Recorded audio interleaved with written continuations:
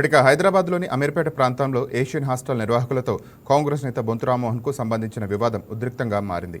Bonthu రామ్మోహన్పై hostel నిర్వాహకులు తీవ్ర ఆరోపణలు చేశారు. తమకు ప్రాణహాని ఉందంటూ సీఎం రేవంత్ రెడ్డి జోక్యం చేసుకుని న్యాయం చేయాలని విజ్ఞప్తి చేశారు. 2 కోట్ల అడ్వాన్స్ రూపంలో తీసుకున్న భవనాన్ని అద్దెకి ఇచ్చిన తరువాత ఇప్పుడు అకస్మాత్తుగా భవనాన్ని ఖాళీ చేయాలని ఒత్తిడి తెస్తున్నారని తెలిపారు. తమపై దాడులు చేసి చిత్రహింసలకు గురి చేస్తున్నారని ఆరోపించారు. హాస్టల్ నిర్వాహకురాలని పోలీసుల సమక్షంలోనే జుట్టుపట్టుకుని కొట్టారని బొంతు రామ్మోహన్ కుటుంబ సభ్యులపై ఆరోపణలు చేశారు.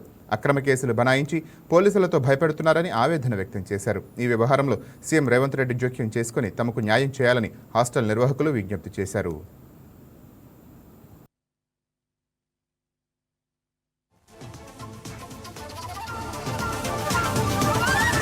నేను వీర హనుమాన్ రెడ్డి గారి భార్యనండి.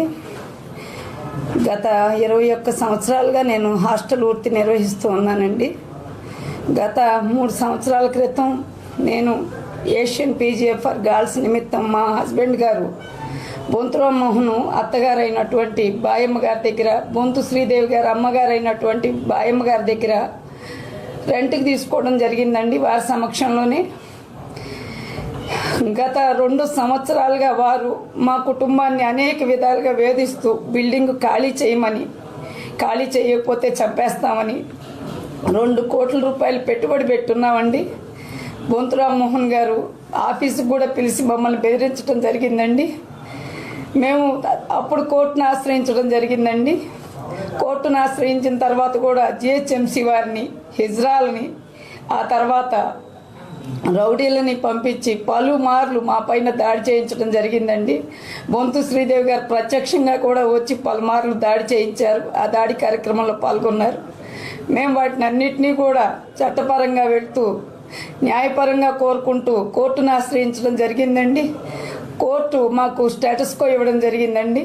స్టేటస్ కో ఇచ్చిన తర్వాత కూడా మమ్మల్ని ఎప్పుడైతే కోర్టు నుంచి నోటీసులు వస్తాయో పలు రకాలుగా ఇబ్బందులు పెడుతూ, పలుమార్లు బెదిరిస్తూ, వచ్చి డైనింగ్ హాల్లో గొడవ చేస్తూ, పిల్లల్ని ఇబ్బంది పెడుతూ, పైన వెళ్ళిపోమ్మని చెప్తూ, ఎన్నో బెదిరింపులకు గురి చేసి, ఎన్నో అరాచకాలు చేసి, ఎన్నో రకాలుగా మమ్మల్ని ఇబ్బంది పెట్టారండి.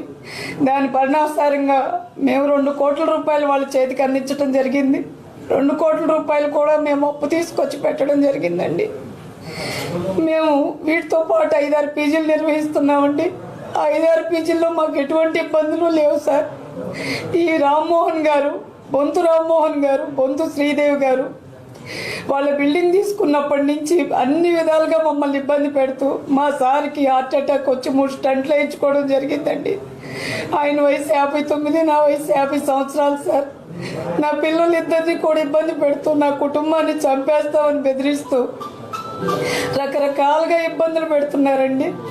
పలు మాటలు నన్ను కొట్టడం కూడా జరిగిందండి. నన్ను బిల్డింగ్ వైపు రానివ్వకుండా నన్ను, నా ఫ్యామిలీని ఎన్నో హెరాస్మెంట్లు చేస్తున్నారండి. బొంతు శ్రీదేవి గారు, బొంతు రామ్మోహన్ గారు కూడా జరిగిందండి. నన్ను, మా పని వాళ్ళని ఫోన్లు వగలగొట్టి, నన్ను చుట్టుపట్టుకొని కొట్టి, అనేక రకాలుగా ఎన్ని ఇబ్బందులు, మమ్మల్ని 2-3 సార్లు రిమాండ్కి పంపించారండి. నన్ను, నా పిల్లల్ని, నా భర్తని పంపించిందే కాకుండా జైలుకు కూడా పంపించారండి. అక్రమ కేసు బనాయించి మా పైన. వాటిని కూడా ఎదుర్కొని మేము కోర్టుని ఆశ్రయించామండి. కోర్టు మాకు స్టేటస్ కో ఇవ్వడం జరిగింది.